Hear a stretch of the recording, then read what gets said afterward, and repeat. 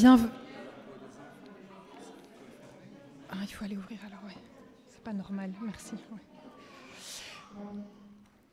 Heureux ceux que tu admets à passer un moment chez toi. Nous aimerions profiter pleinement de ce qu'il y a de meilleur dans ta maison, dans le temple qui t'appartient. Soyez chacun, chacune les bienvenus pour ce temps de culte. Alors, quel que soit votre état d'esprit ce matin en arrivant, que ce temps de culte, comme nous y invite ce verset, puisse être un moment heureux, un moment de joie. Et je voudrais commencer ce culte par la prière.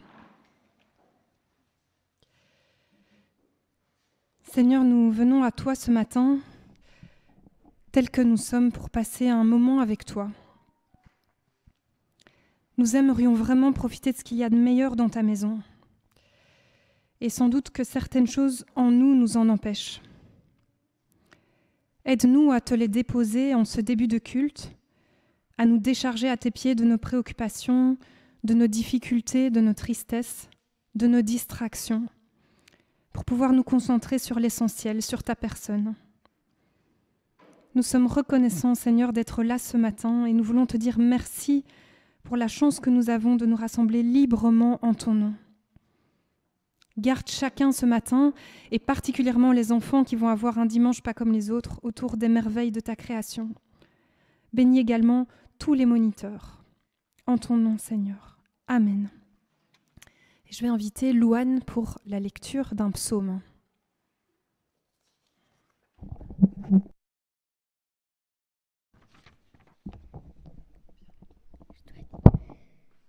Psaume 65, versets 2, 3 à 6.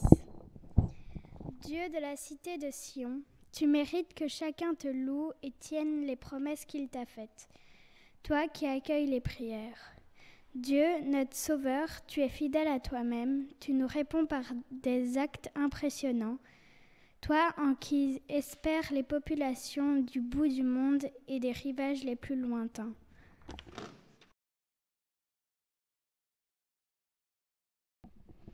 Tu mérites que chacun te loue. Et je vous invite maintenant à faire ceci, à louer.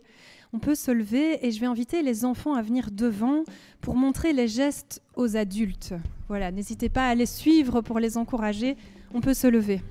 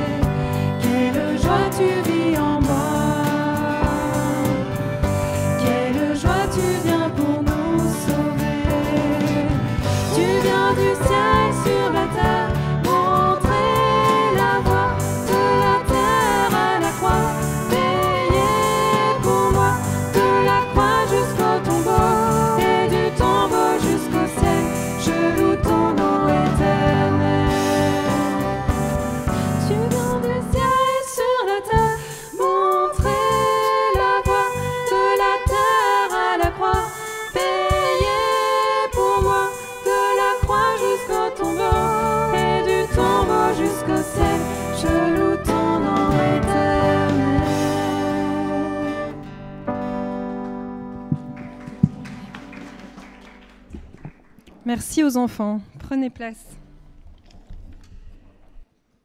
Je lis un verset dans Habacuc, chapitre 3, verset 2. « Seigneur, Seigneur, j'ai entendu parler de tes exploits et j'en suis rempli de respect. accomplis au cours de notre vie des œuvres semblables. Fais-les connaître de notre vivant. Même si tu as des raisons d'être en colère, manifeste-nous encore ta bonté. La semaine passée, j'ai eu l'opportunité de raconter à quelqu'un un moment fort que j'avais vécu dans mon parcours avec Dieu. Et je réalise que quand on fait ça, quand on raconte un moment fort qu'on a vécu, cela nous ranime, cela nous réaligne. Et prendre le temps du culte le dimanche, c'est mettre un moment à part pour se remémorer les exploits que Dieu a faits par le passé, comme le dit ce verset, dans l'histoire, mais aussi dans nos vies personnelles ou dans la vie d'autres autour de nous. Nous pouvons nous accrocher à ces souvenirs et repartir en demandant au Seigneur de nous faire goûter encore aujourd'hui, dans nos vies, à des œuvres semblables. Nous aspirons, nous avons soif qu'il nous manifeste sa bonté incomparable. Je vous propose de garder les yeux, nos esprits fixés sur cette bonté et peut-être de rechercher dans votre mémoire un souvenir d'un moment particulier dans votre histoire avec Dieu. Un souvenir qui peut vous encourager pendant le temps de louange qui vient. Les enfants, comme il y a dimanche pas comme les autres, vous pouvez nous quitter maintenant lors du prochain chant et on vous souhaite vraiment de bons clubs et pour les primaires un superbe dimanche pas comme les autres. Libres de nos chaînes, nous marchons vers toi. Ta main souveraine affermit nos pas, que ton règne vienne, Seigneur. Proclamons sa grâce au creux de la nuit. Recherchons sa face au cœur de la vie. Pour ceux qui le peuvent, levons-nous pour chanter ce chant.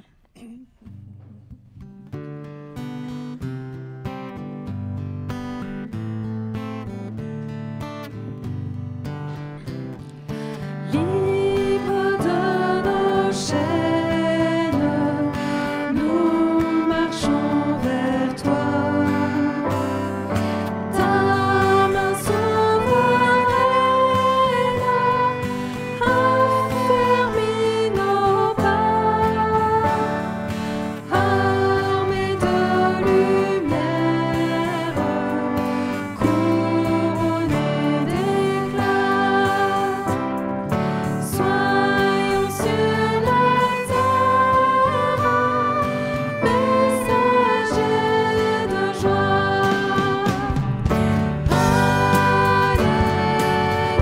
Alléluia, que ton règne vienne. Maranatha, viens Jésus règne en moi. Proclamons sa grâce au creux de la nuit. Recherchons sa face au creux de sa vie. Célébrons sa gloire, bannissons la peur. Chantons sa victoire, Jésus est vainqueur. Alléluia, que ton règne vienne.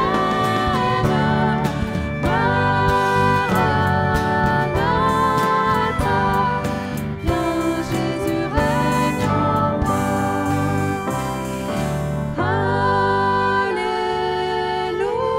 Alléluia, que ton règne vienne. Maranatha,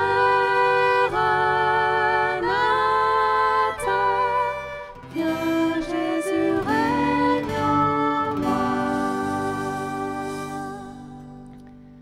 Saint, Saint, Saint est le Seigneur.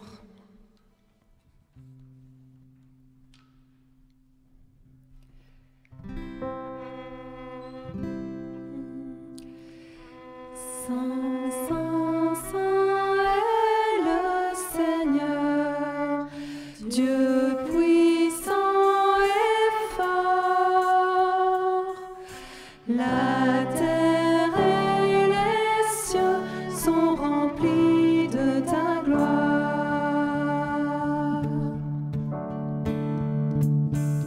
Saint, Saint, Saint est le Seigneur, Dieu puissant et fort. La terre et les cieux sont remplis de ta gloire.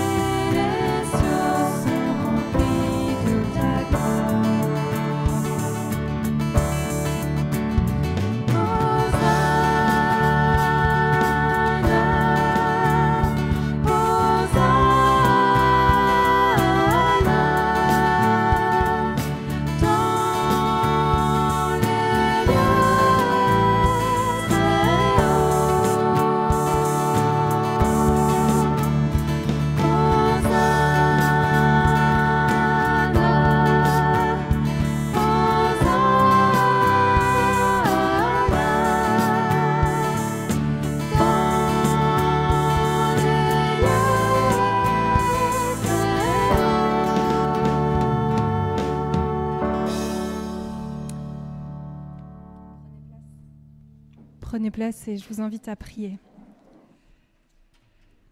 Seigneur, nous te prions d'ouvrir nos cœurs à ton écoute, soit auprès de Lydia pendant ce temps d'enseignement. Au nom de Jésus, Amen.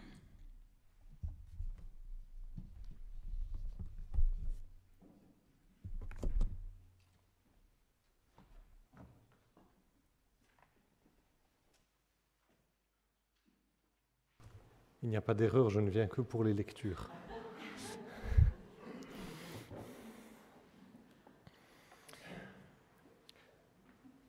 La parole est devenue chair, elle a fait sa demeure parmi nous, et nous avons vu sa gloire, une gloire de Fils unique issu du Père. Elle était pleine de grâce et de vérité. Je confesse que je suis une vraie merveille. Tes œuvres sont étonnantes, oui, je le reconnais bien. Mon corps ne t'était pas caché lorsque j'ai été fait en secret, tissé dans les profondeurs de la terre.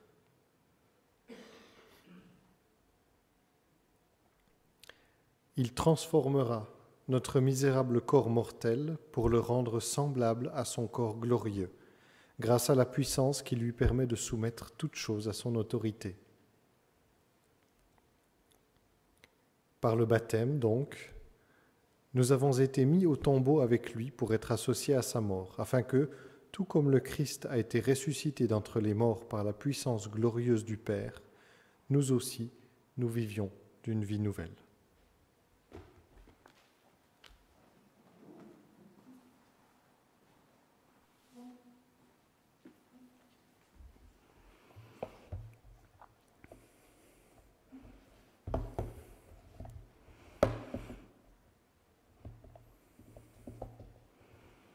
Se brosser les dents, vivre dans un corps. Nous sommes déjà à la 3e prédication de notre série. Avoir un corps, c'est beaucoup de travail. Et oui, se brosser les dents plusieurs fois par jour, prendre sa douche, choisir ses habits, laver les habits, se soigner quand on est malade. Ça peut parfois être fatigant d'entretenir son corps. À peine les ongles coupés, il faut les recouper, les cheveux de même. Et quand nous avons des enfants qui sont petits, il faut le faire pour nous et pour eux. Oui, je pense que ce n'est pas un hasard que moi je prêche sur ce thème, vivre dans un corps. Je râle quand mon corps est fatigué et réclame davantage de repos que d'habitude. Je suis beaucoup présente dans ma tête et parfois lasse de devoir m'occuper de mon corps. Mais ce chapitre du livre Liturgie de la vie ordinaire a été un bon encouragement pour moi à voir et surtout à apprendre à vivre les choses d'une autre manière. Et c'est ce qu'on va faire ensemble aujourd'hui. Le corps, ni mépris, ni culte. C'est notre premier point. Le corps, ni mépris, ni culte. Le rapport au corps dans notre société est ambivalent. On veut le corps libéré et en même temps, il y a beaucoup de pression sur le corps. Le pasteur et théologien Nicolas Farelli écrit en décrivant cette ambivalence: il ne faut pas avoir honte de son corps, mais celui-ci ne sera jamais à la hauteur. Le corps est beau et bon en soi, mais il peut ou doit toujours être amélioré. Une vision sereine du corps est promue, mais gare à celui qui ne surveille pas son poids. Bien évidemment, dans nos sociétés capitalistes et consuméristes, le corps est aussi un enjeu économique non négligeable, avec toutes sortes de produits de beauté, des offres de chirurgie esthétique et des soldes à répétition pour acheter des vêtements, alors qu'on a encore des vêtements en bon état, plein l'armoire. La foi chrétienne est parfois ou souvent accusée d'avoir encouragé une vision négative du corps. Il est vrai qu'au cours des 2000 dernières années, l'Église a malheureusement contribué à ce que le corps et surtout la sexualité soient vus d'une manière négative. Mais la survalorisation du corps, parfois même un certain culte du corps que nous pouvons voir aujourd'hui dans notre société, est donc une des conséquences de ce qui a été véhiculé par l'Église. Mais quand nous lisons la Bible, nous voyons qu'il n'y a ni mépris, ni culte du corps. Encore Nicolas Farelli. La Bible valorise le corps à maintes reprises, n'en faisant jamais un ennemi dont il faudrait se méfier. Sans édulcorer l'histoire chrétienne, l'Église ayant parfois détourné cet enseignement en le pervertissant, il faut néanmoins reconnaître qu'à l'origine, les chrétiens ont tenté de revaloriser le corps dans une culture gréco-romaine qui méprisait la matérialité. Oui, par la suite, l'Église n'a pas toujours été alignée par rapport à ce que nous voyons dans la Bible, par rapport à ce que la Bible enseigne sur le corps, mais à l'origine, l'Église a su aller à contre-courant de la société dans laquelle elle est née au 1er siècle au sein de l'Empire romain. Mais parallèlement à ça, très tôt, dès le début du christianisme, dans le 2e et 3e siècle, des hérésies sont apparues, des théologies qui déformaient la foi. Il y a eu ce qu'on appelle le gnosticisme, qui, influencé par la philosophie grecque, glorifiait l'âme, l'esprit, mais méprisait le corps. Donc on voit qu'au début dans la Bible, il n'y a pas ce mépris du corps. On voit que l'Église, au début, a valorisé le corps, mais que par la suite, très vite, l'Église a été influencée aussi par la société pour aller vers un mépris du corps. Pour les gnostiques, se brosser les dents, prendre une douche, se couper les ongles n'auraient été que des pénibles obstacles à l'engagement tout entier de l'âme dans la vie spirituelle. Mais en Christ, ces soins accordés à notre corps sont une réponse à la bonté créatrice de Dieu. Mépriser le corps, ça permettait aux gnostiques de faire n'importe quoi avec leur corps, car le corps n'avait pas d'importance en fait pour leur vie de la foi. Peu importe ce qui se passait dans leur corps, il n'y avait que l'âme, que la vie intérieure qui était importante. Donc ils ne voyaient pas de lien entre leur foi et leur corps. Mais quand on regarde dans la Bible, on voit que le corps n'est pas un obstacle à ce que notre vie intérieure s'épanouisse. Le corps n'est pas la prison de l'âme dont il faudrait se libérer. La foi n'est pas seulement intellectuelle, pas seulement dans la tête, pas seulement faite de pensées et d'affirmations. La foi se vit aussi dans notre corps. Notre vie intérieure et notre corps sont liés et tous les deux ont de la valeur devant Dieu. Donc ce que nous faisons avec notre corps compte devant Dieu autant que ce qui se passe dans notre tête.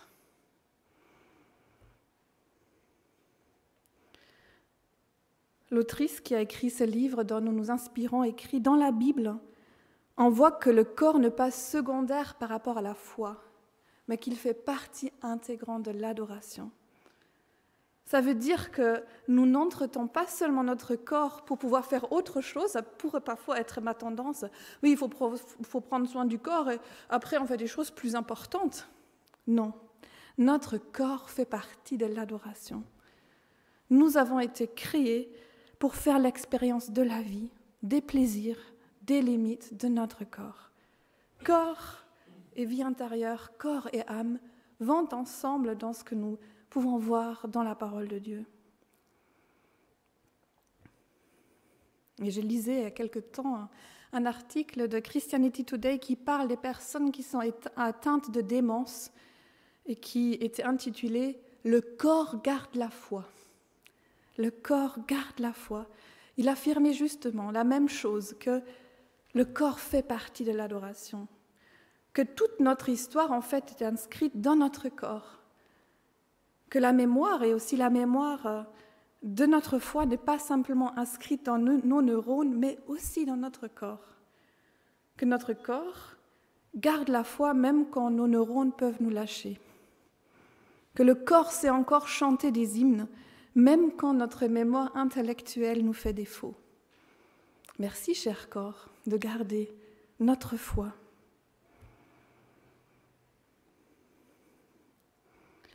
Donc, ni mépris du corps, mais pas de survalorisation non plus, comme on peut le voir parfois dans notre société.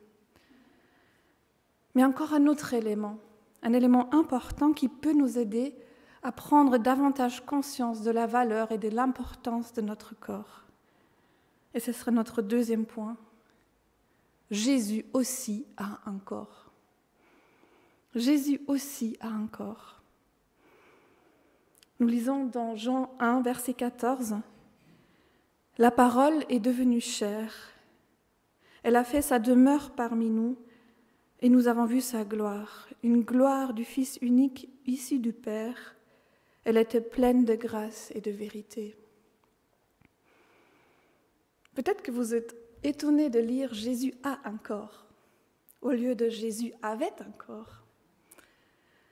Oui, Jésus s'est incarné, il est venu dans ce monde avec un corps, il mangeait, il dormait, il marchait sur cette terre, il se lavait, il a souffert dans son corps, il est mort dans son corps et quand il est revenu à la vie, il avait toujours un corps glorifié certes, mais un corps qui était lié aussi à son premier corps. Il y avait une continuité entre son corps, son premier corps et ce corps après résurrection qui portait toujours les marques de la croix. Et quand Jésus reviendra, promesse que nous lisons dans la Bible et à laquelle nous croyons, il reviendra dans son corps. Dans le livre des Actes, nous lisons que Jésus reviendra de la même manière que les disciples l'ont vu s'en aller. Donc, physiquement, corporellement. Aujourd'hui encore, Jésus exalté, Jésus qui règne aux côtés de son Père, a un corps. Il aura un corps pour l'éternité. Et ça change tout pour nous aujourd'hui, dans la manière dont nous voyons notre corps. Jésus a un corps aujourd'hui, un corps, et il aura un corps pour toute l'éternité. C'est parce que Christ s'est incarné que les soins que nous prodiguons à notre corps ne sont pas une simple nécessité, visant uniquement à nous maintenir en assez bon état pour nous permettre d'accomplir notre véritable devoir d'adorateur et de disciple. Bien au contraire, par ces petites tâches, si ordinaires soient-elles, nous confessons dans notre chair que notre Créateur, qui s'est mystérieusement fait homme, nous a créés et que nous voulons le louer à travers la moindre cellule de nos muscles, de notre peau, de nos dents. Le corps a été créé par Dieu.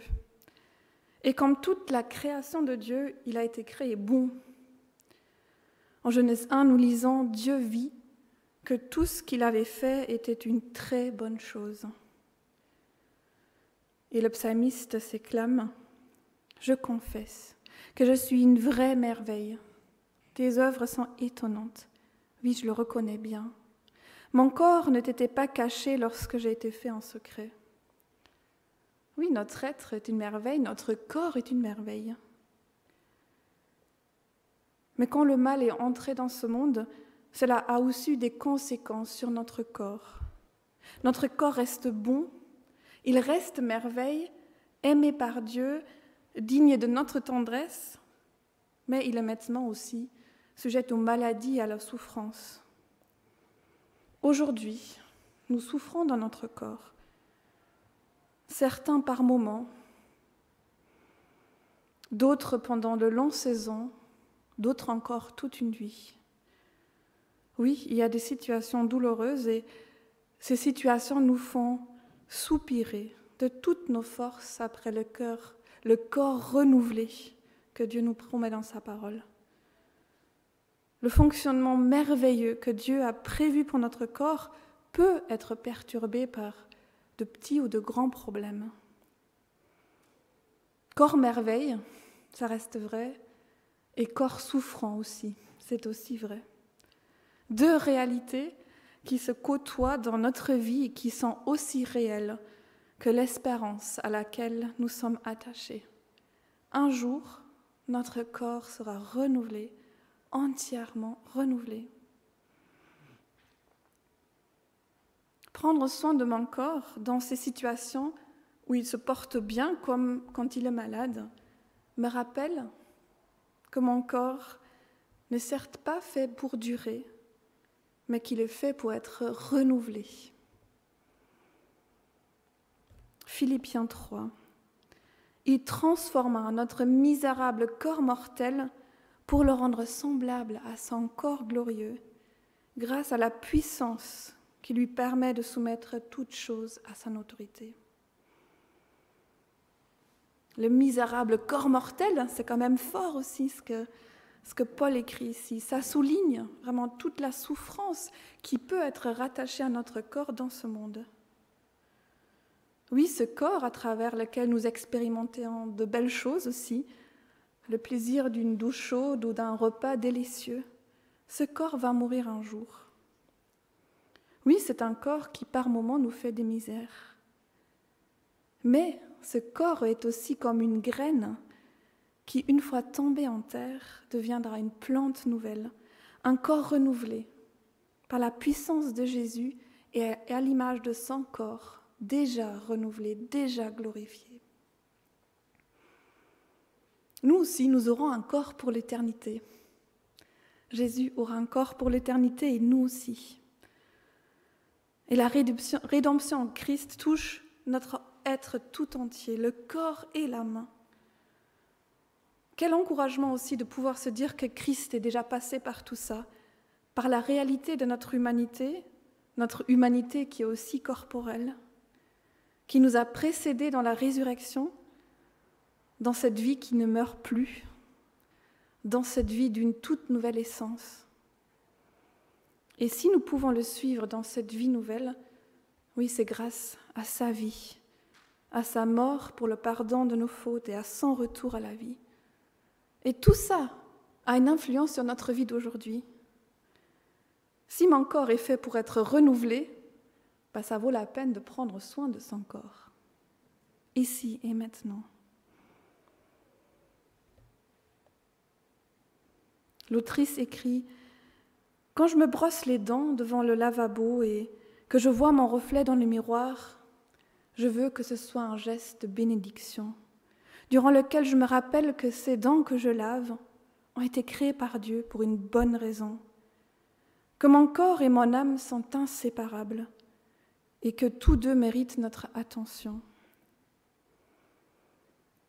Grâce à l'œuvre de Dieu, Jésus incarné, mon corps est destiné à être racheté et à adorer Dieu pour l'éternité, à bondir, sauter, virevolter, lever les mains, s'agenouiller, danser, chanter, croquer et savourer pour l'éternité. Un geste de bénédiction. Et j'ai essayé un peu ces dernières semaines à me dire ça. Je ne dis pas du tout que c'est intégré déjà en moi, mais de temps en temps, quand je prenais soin de mon corps, je dis « Ah oui, ça c'est un geste de bénédiction ». Oui, nous pouvons apprendre, et je veux apprendre à considérer les soins que nous accordons à notre corps comme un geste de bénédiction. Les séances de kiné par lesquelles je prends soin de mon corps, oui, c'est un geste de bénédiction vers moi-même. Le brossage des dents et le rendez-vous annuel chez le dentiste, un geste de bénédiction. Le sommeil que j'offre à mon corps, encore un geste de bénédiction. Des repas équilibrés ou plus ou moins équilibrés, un geste de bénédiction. Des gestes de bénédiction qui me rappellent que mon corps a de la valeur et qu'une destinée magnifique l'attend, un corps renouvelé pour l'éternité. Il y a encore un autre lien entre notre corps et notre foi.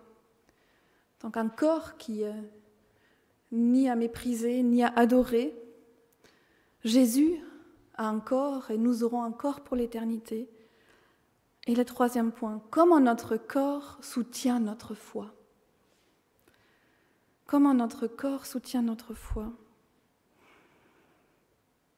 Dans notre culture protestante, nous n'avons peut-être pas tellement l'habitude d'utiliser notre corps pour exprimer notre foi, en tout cas moins que dans d'autres cultures et d'autres traditions.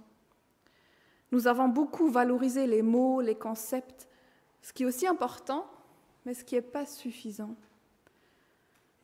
Mais il y a des situations, vous l'avez peut-être déjà vécu, des situations dans lesquelles nous n'arrivons plus à prier.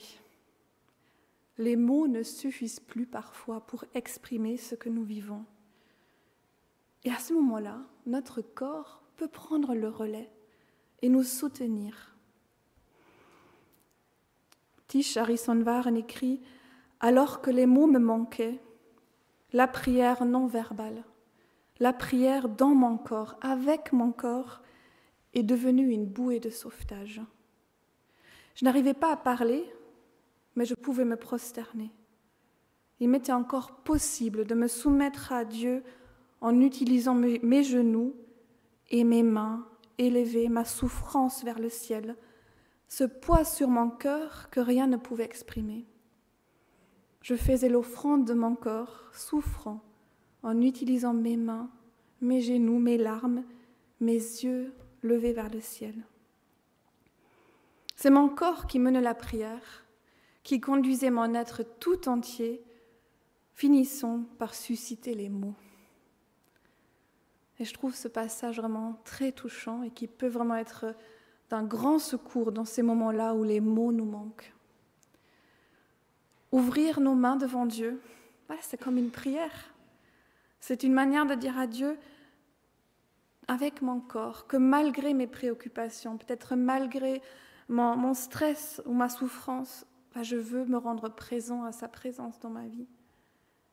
J'exprime par ces gestes tout simples que ma vie appartient à Dieu, qu'elle ne m'appartient pas, et que je veux le laisser agir dans les hauts et les bas de ma vie. Ou un autre exemple, comment notre corps est impliqué dans l'expression de notre foi. Nous l'avons vécu tout à l'heure au culte, quand les enfants nous ont entraînés avec ces gestes dans ce chant. Ou parfois, quand nous chantons un chant qui parle de Jésus ressuscité, Jésus qui règne sur tout l'univers, nous pouvons lever nos mains pour vraiment exprimer aussi avec notre corps ce que notre bouche dit. Je pense aussi encore au baptême. Quand nous nous faisons baptiser, nous exprimons jusque dans notre corps la grâce de Dieu. On aurait pu se dire que les mots auraient suffi pour affirmer notre souhait de suivre Christ. Mais non, Dieu en a voulu autrement, car il savait que notre corps avait besoin de s'impliquer là-dedans. Notre corps est plongé dans l'eau et pour que nous comprenions vraiment qu'une nouvelle vie commence avec cette décision de suivre le Christ. Dans la lettre aux Romains, Paul l'exprime ainsi.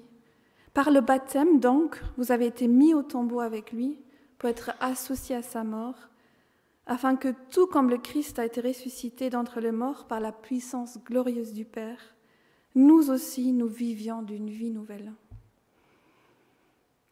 Le geste du baptême exprime une vérité profonde et notre corps porte la trace de ça. Notre corps en garde la mémoire. Par le baptême, notre corps exprime cet abandon à Dieu, l'acceptation de son amour infini, inconditionnel. Notre corps dit à sa manière le oui que notre bouche a déjà prononcé aussi, le oui de vivre avec Christ par ses forces. Et notre corps est aussi impliqué quand nous prenons la Sainte Seine. Nous prenons le pain et les verres avec les jus de raisin avec nos mains. Nous les portons à notre bouche, nous les goûtons, nous les assimilons et nous recevons en fait ces aliments de ceux et celles qui utilisent leur corps pour les distribuer, qui en passant dans les rangs expriment aussi que nous nous servons les uns les autres, que nous voulions valoriser nos prochains et pleinement tenir compte d'eux. N'est-ce pas beau? Tout à l'heure, quand nous allons prendre le Sainte Seine, nous pouvons penser à ça aussi, que notre corps est impliqué dans la manière dont nous vivons la foi et aussi dans ce moment si particulier du repas du Seigneur. Le corps soutient notre foi et le corps est important dans l'expression de notre foi. Lors du culte, quand nous sommes rassemblés, mais aussi dans notre vie de tous les jours. Dieu nous a donné un corps, il a jugé que c'était bon et beau. Un corps qui n'est ni à mépriser, ni à adorer. Un corps merveille, un corps souffrant, les deux réalités qui se côtoient encore dans cette vie. Un corps qui, touché par le mal présent dans ce monde, attend d'être renouvelé comme le corps du Christ l'a été. Un corps auquel nous accordons des soins qui sont comme des gestes de bénédiction et qui nous rappellent que notre corps a beaucoup de valeur. Un corps qui soutient notre foi, qui garde la mémoire de notre foi. Et peut-être une application pratique pour cette semaine, ce serait de pouvoir choisir un moyen concret de prendre soin de notre corps, ça peut être différent pour chacun, chacune, et d'observer comment ça influence notre foi. Prendre un moyen de prendre soin de son corps et voir le lien que ça a avec notre vie en Christ. Oui, je confesse que je suis une vraie merveille. Tes œuvres sont étonnantes. Oui, je le reconnais bien. Mon corps ne t'était pas caché lorsque j'ai été fait en secret. Amen.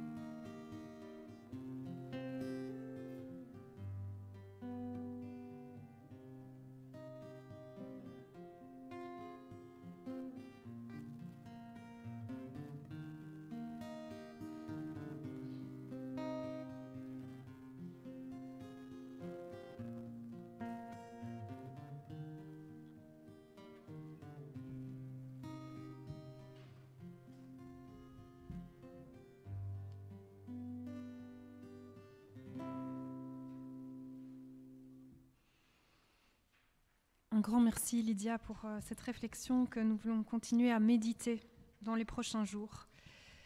Alors je vous propose de continuer dans un esprit de louange. Chantons ce texte qui, par le regard de la foi, voit derrière la vie la trace de Dieu. Tous les chants d'amour sont écrits pour toi. Tous les océans proclament ta grandeur. Tous les cieux d'azur, les galaxies lointaines célèbrent ton nom. Et c'est vrai, on n'est pas dans une culture qui exprime la louange avec son corps ou peu, mais ce chant l'exprime avec des mots. Les jeunes filles qui dansent exaltent ta splendeur. Je vous invite à vous lever pour ceux qui le peuvent et chantons ce chant « Quand tu souris au matin du monde ».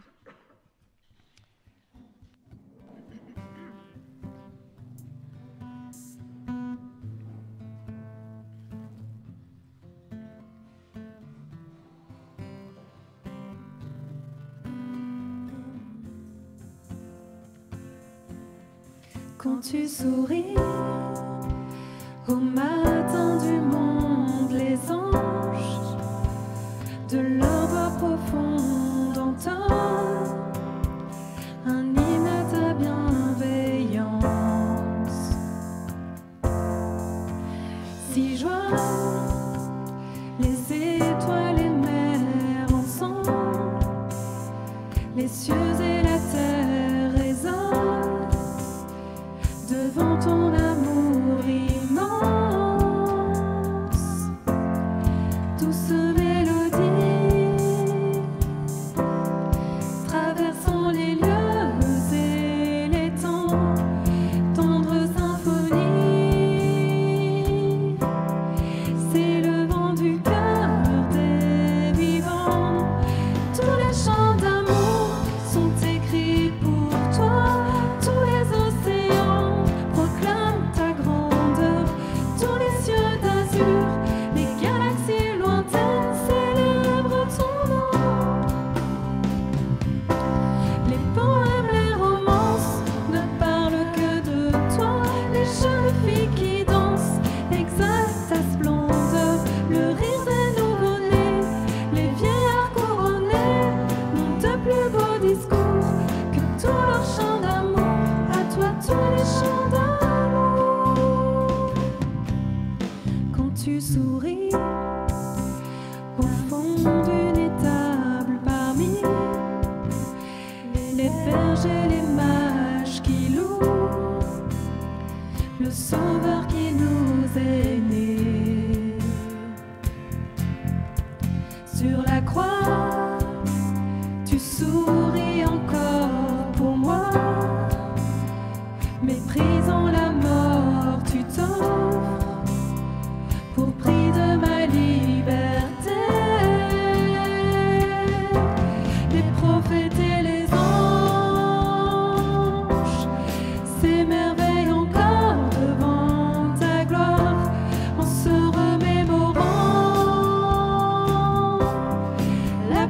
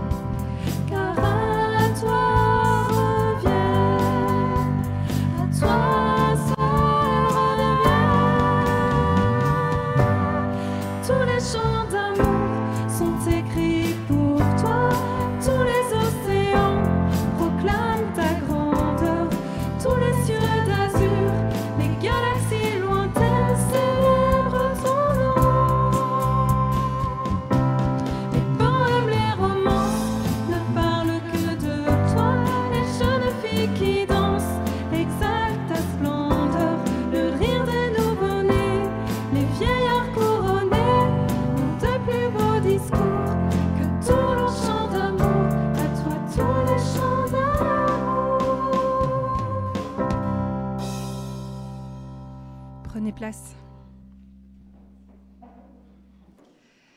Lydia disait « Nous prenons le pain et le jus de raisin avec nos mains, nous les portons à notre bouche, nous les goûtons, nous les assimilons. Nous nous rappelons avec notre corps chaque dimanche un événement de l'histoire qui en apparence est une mort sanglante sur une croix dans l'Antiquité romaine. Mais par le regard de la foi en la résurrection, nous voyons dans cette croix l'événement le plus central de l'histoire de l'humanité.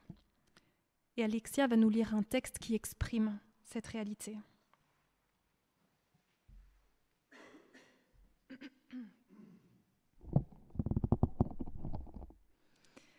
Le récit de la dernière Pâque et de la Passion est, dans le 4e évangile, introduit par ces mots.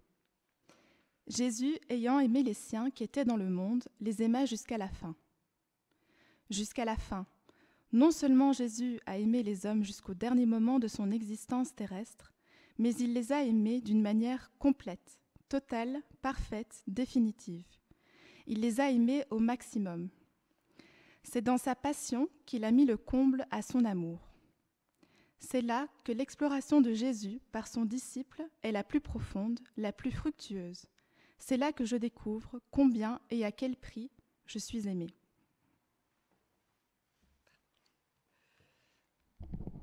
Merci. C'est à la croix que je découvre combien et à quel prix je suis aimée. Nous nous savons aimer à la croix au point ultime. Et nous prenons la mesure du prix que cet amour a coûté. C'est pourquoi nous prenons ce pain et ce jus de raisin en vérité, tels que nous sommes, sans faux semblant, en nous regardant nous-mêmes avec lucidité, en reconnaissant nos fautes. Nous pour qui le Seigneur Jésus a pris sur lui ce qui nous fait souffrir et nos maladies, comme l'exprime Matthieu 8, verset 17. La nuit où le Seigneur Jésus a été livré, il a pris du pain, il a remercié Dieu, puis il a partagé le pain et il a dit « Ceci est mon corps, il est pour vous. Faites cela en souvenir de moi. » Après le repas, le Seigneur a pris aussi la coupe de vin et il a dit « Cette coupe est la nouvelle alliance de Dieu, parce que mon sang est versé pour vous. Toutes les fois que vous en boirez, faites cela en souvenir de moi. » En effet, chaque fois que vous mangez ce pain et que vous buvez cette coupe, vous annoncez la mort du Seigneur jusqu'à ce qu'il vienne. Je vais demander à Léo, Heike et Benoît s'ils veulent bien distribuer maintenant le pain et le vin. Et nous allons chanter « Je crois à ton sacrifice ».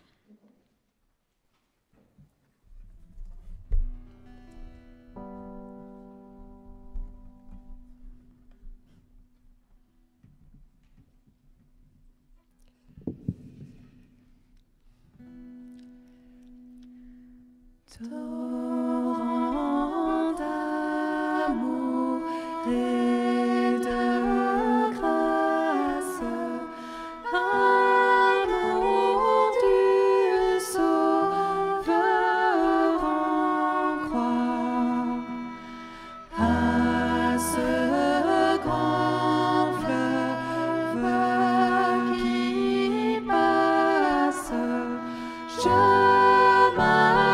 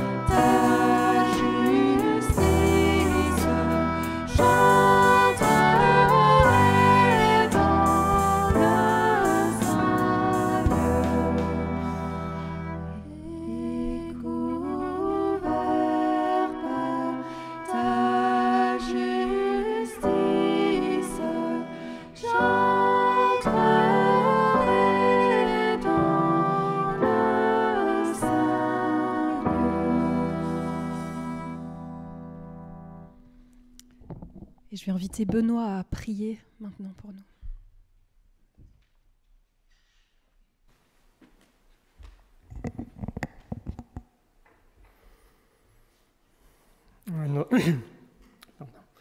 Oui, notre Dieu, nous venons de passer quelques minutes à partager le pain, à partager le vin, un moment bref, un moment plutôt soft, de la belle musique, des beaux chants. Ça ne doit pas nous faire oublier que toi, tu as passé par des heures, des longues heures difficiles. Oui, ton corps a été soumis à la torture la plus atroce. Le sang a coulé sur ton front, ta peau a été déchirée par le fouet, tes mains, tes pieds ont été transpercés par le clou à coups de marteau. Quelle horreur! Quelle pensée de me dire que moi aussi j'aurais peut-être été dans cette foule en train de crier « Crucifie-le ».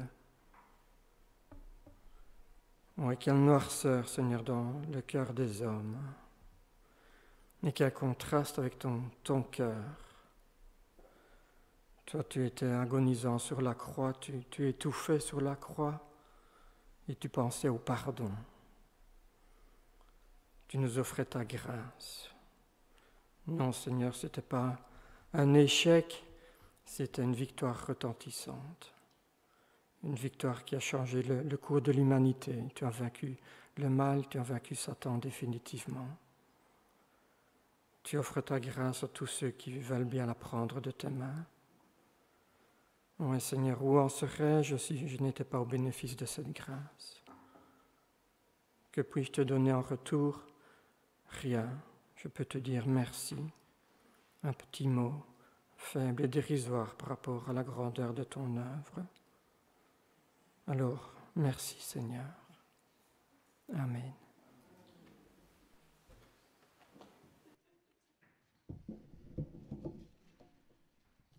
C'est le moment des annonces et je vais juste changer de place pour voir l'écran.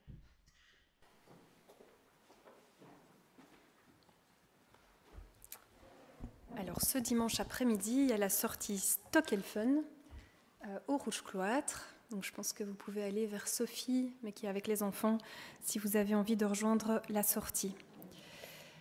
Ce lundi, il y a PEP à Auderghem, normalement, et il n'y a pas d'autres PEP cette semaine.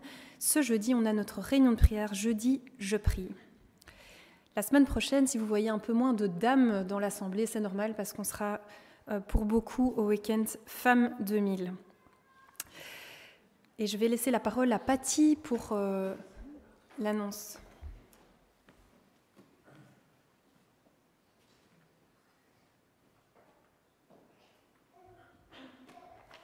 Bonjour. Alors, le 11 novembre, tout le monde connaît cette date parce que c'est un jour férié. En général, on retient bien les jours fériés. Qu'est-ce que vous faites en général le 11 novembre? Je vois Benoît. Eh bien, je vais vous dire ce que vous ferez le 11 novembre cette année. Vous serez à Genneval pour le week-end d'église, le 11 et 12 novembre. Plus besoin de vous casser la tête, qu'est-ce que je vais faire le 11 novembre? Voilà, c'est décidé. Et donc, que fait-on un week-end d'église si vous n'y avez encore jamais participé? Alors, on fait beaucoup de choses. On peut s'instruire, on peut s'édifier. Et puis, le thème de ce week-end, encourager, c'est l'affaire de tous. Donc, vous êtes tous invités, vous êtes tous concernés. Soit vous serez encouragés, soit vous encouragerez quelqu'un. C'est aussi l'occasion de faire plus ample connaissance les uns avec les autres. Ce matin encore, je parlais avec 2 personnes qui fréquentent la communauté et qui ne se connaissaient pas encore entre elles. Donc voilà, sûrement qu'il y a des personnes de la communauté que vous ne connaissez pas encore. Et puis, quoi de plus frustrant, après le culte, pendant le café, vous commencez une conversation avec quelqu'un, une autre personne s'intercale, il y a le café, il y a les enfants, enfin, c'est pas le moment, c'est pas l'endroit pour faire connaissance et pour passer des bons moments de convivialité. Et donc, le moment, il est là, le 11 et le 12 novembre. Donc, vous pouvez vous inscrire dès aujourd'hui auprès de Sylviane, qui est dans un club et qui en reviendra normalement, et auprès de moi, soit sur place, soit par téléphone. Alors, les flyers seront distribués dimanche prochain, merci. Alors, ni Sylviane ni moi ne serons présentes, mais que cela ne vous empêche pas de vous inscrire. Donc, aujourd'hui et les dimanches suivants, soit sur place, soit par téléphone, soit par mail. Merci. Et alors, une autre date à ajouter à votre agenda, c'est le 18 novembre. C'est notre journée de ressourcement avec toutes les églises de l'association. Et ce sera à l'église de Gansoren. Et voilà le programme. N'oubliez pas l'Action Surf the City, donc c'est jusqu'au 5 novembre. Si vous participez à un kit hiver, Surf the City reçoit d'une fondation un don de 30 € par sachet. Voilà, toutes les informations sont sur le slide. N'hésitez pas à aller voir Nathan après le culte si vous avez des questions. Alors je me permets de faire une petite annonce inhabituelle, mais c'est aujourd'hui l'anniversaire de Priscilla. Donc n'hésitez pas à aller lui faire un gros bisou après le culte, ça lui fera sûrement plaisir. Nous arrivons à la fin de notre culte, que le Seigneur vraiment vous bénisse et vous garde cette semaine dans sa paix. Et je vous propose de chanter un dernier chant dans la joie, avec l'expression corporelle que vous souhaiterez. Et nous aurons l'occasion également pendant ce chant de déposer notre offrande librement préparée. Voilà, chantons Yesu Azali Awa.